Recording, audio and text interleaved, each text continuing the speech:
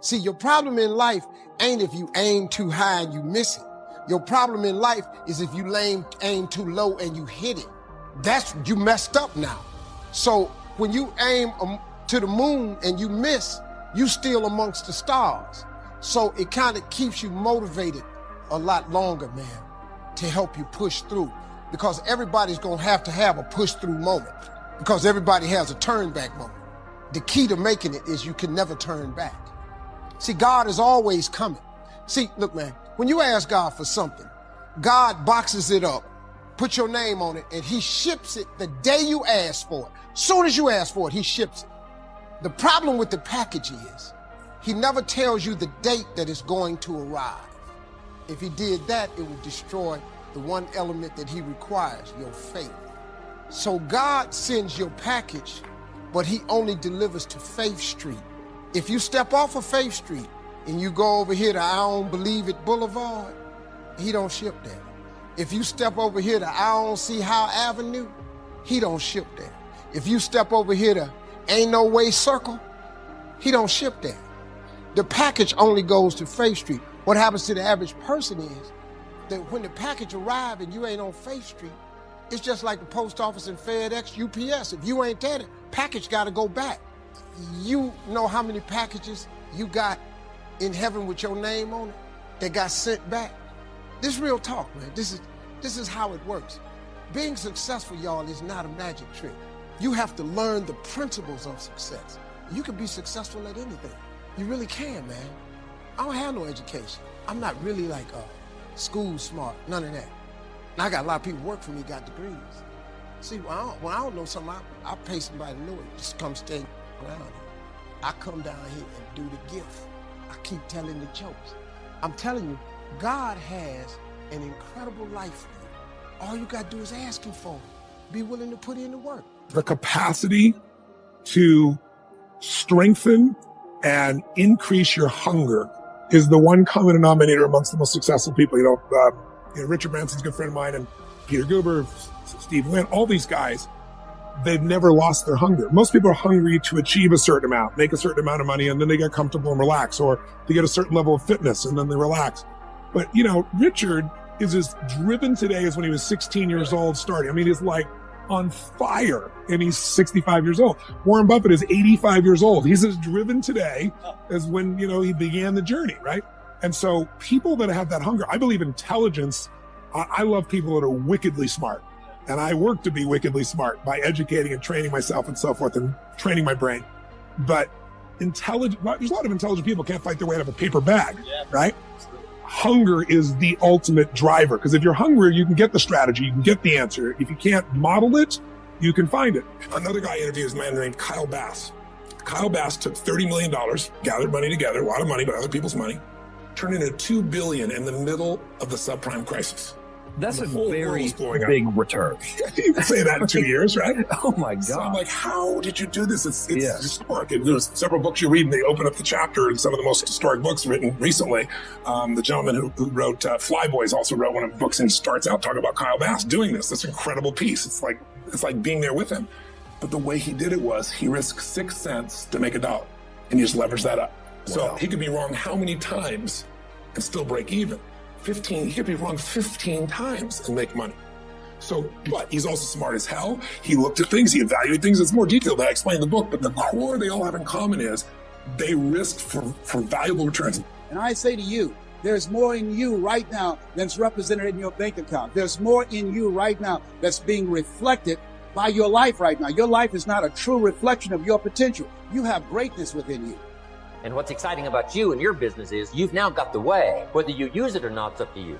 Whether you cash it in or not is up to you. Whether you make a fortune or just a little, that's all up to you.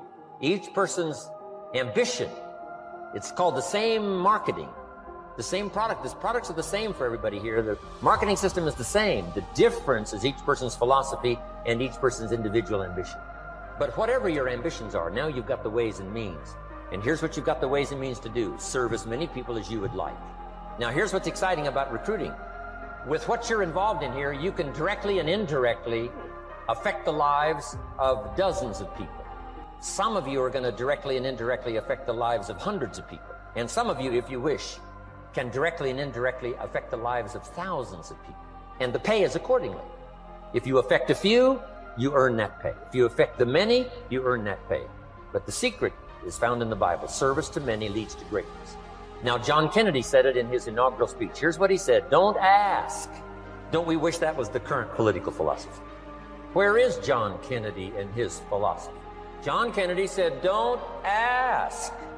That's important if you understand philosophy. He said, don't ask what the people can do for you. Don't ask what the country can do for you. Don't ask what the government can do for you. That's not how you get rich. That's not how you have high self-esteem. That's not how you get trophies to put on the mantle above the fireplace, asking what the people can do for you. Don't ask, he said, what the people can do for you, but ask, what could I do for my country? And the country means the people. What could I do for the people? I want trophies. I want recognition. I want high self-esteem. I would even like a chance to make a fortune. John Kennedy said it's easy. Don't ask what the people can do for you, but ask, what could I do for the people? Could I directly and indirectly serve many in my country?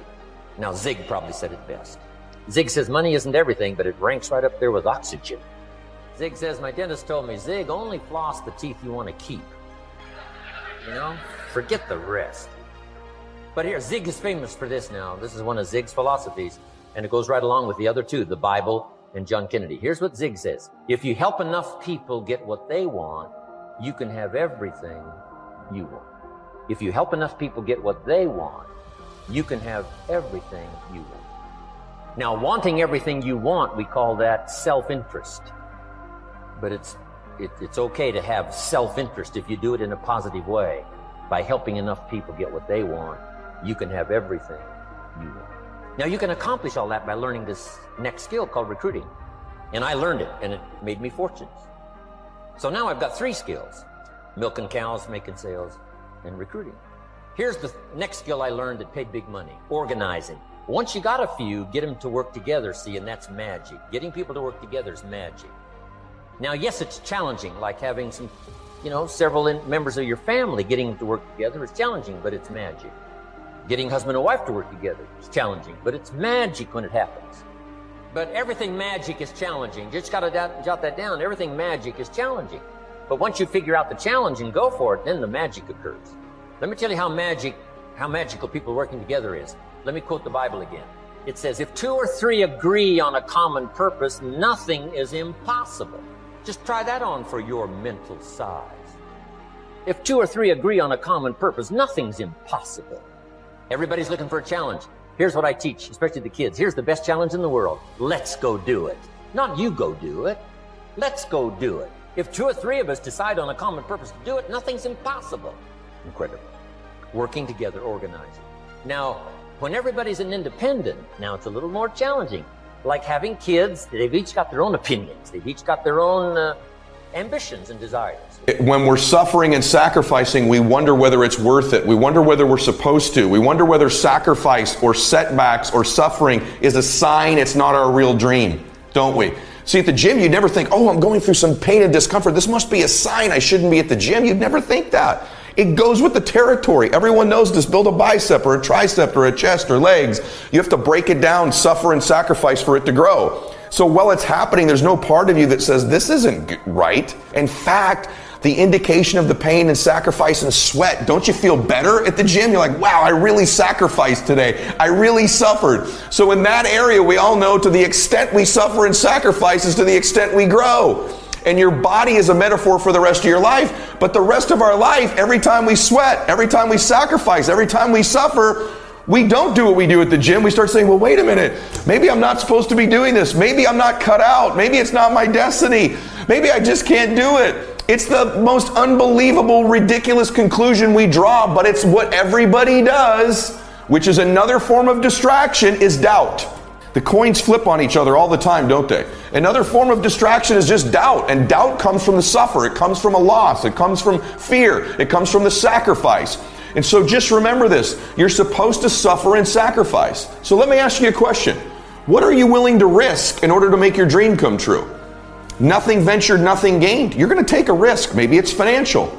Maybe it's a risk of time. Maybe it's a risk at your job. Maybe it's a risk of looking bad. Maybe it's a risk of failing, of falling on your face, of going broke, of going through pain, of going through anxiety. Maybe it's even a risk in a relationship that's just going to be difficult while you do this. What are you willing to risk in order to win? And you have to accept that, because remember what I'm going to tell you. The price you will pay for not making your dream come true is far greater than the one that you will pay to make it come true.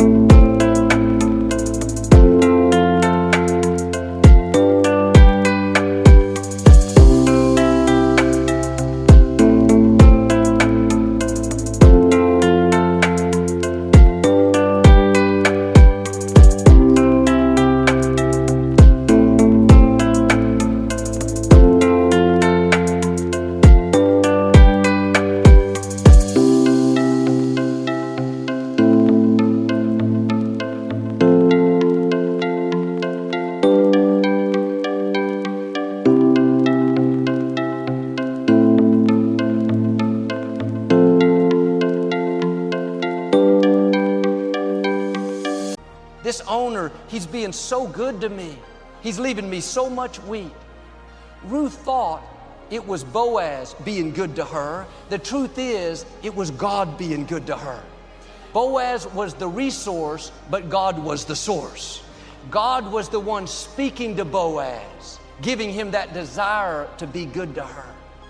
How many times has God spoken to people to be good to us and we didn't even know it? For no reason, they decided to help us. They opened a door. They gave us a position.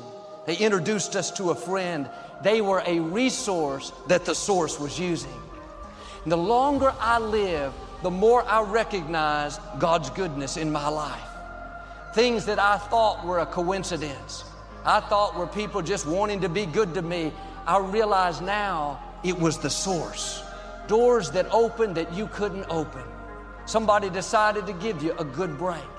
You were at the right place at the right time, met that person and fell in love. That wasn't a coincidence, that was the source. That person that put in a good word for you, you got the promotion. You weren't lucky, that was God speaking to them like He spoke to Boaz. Every good thing comes from our Father above. They may not have even known it was God speaking to them. They just suddenly had a desire to be good.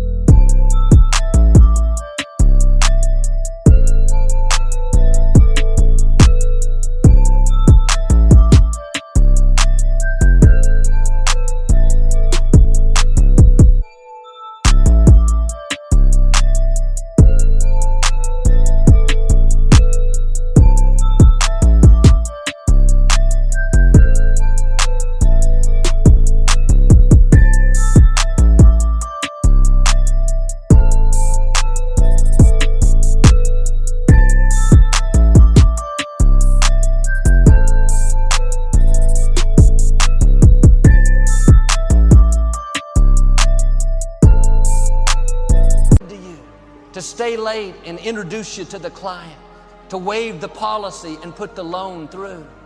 Are you recognizing the source? Are you thanking God for every good gift? Do you realize you wouldn't have waken up this morning without the source? You wouldn't have air to breathe without the source. Your eyes wouldn't see without the source. You wouldn't have that person to love without the source. Don't get so caught up in the resources that you forget it's the Most High God working in your life. It's God protecting you from that accident. It was God healing you from the cancer. Not just the medicine, it was the source. When you look back over your life, nothing was a coincidence. There were no lucky breaks. What you thought was just Boaz being good to you, leaving you handfuls on purpose, that was the hand of God. The source working behind the scenes, telling them to be good to you. When we were trying to acquire this facility, the former Compact Center, it was owned by the city. So we had to get the city council members to vote to approve it. I had never been involved in any kind of politics and convincing council members. This was way out of my expertise. Someone randomly introduced us to a man that had been in city politics his whole life. He had worked for different mayors for many years. He wasn't the typical white-collar professional that you might envision. He was kind of rough. He liked to party, he liked to drink, didn't always use good language, but for some reason he really liked us. He really wanted us to get the building. He went overboard to make things happen. He used his favor, his influence to sway people. Early on, there was a council member that was against us. He said, "Joel, don't worry, he'll vote for us. He owes me." I didn't ask for any details. I just said, "Thank you, Jesus." Here this man had not been in church his whole life, but he was doing all he could to help Lakewood get the building. I realize now that wasn't just him deciding to help us, him just deciding to do a good deed. He was a resource that the source was using. He may not have even known that was God speaking to him. After we got the building, he came to a service. Years later, he was being interviewed about the process and about why he had helped us. He said, "I don't go to church. I went to Lakewood one time and I don't like the circus." He referred to us as the circus. And yes, our services are fun and exciting. And in a few minutes, the elephants will be coming out. And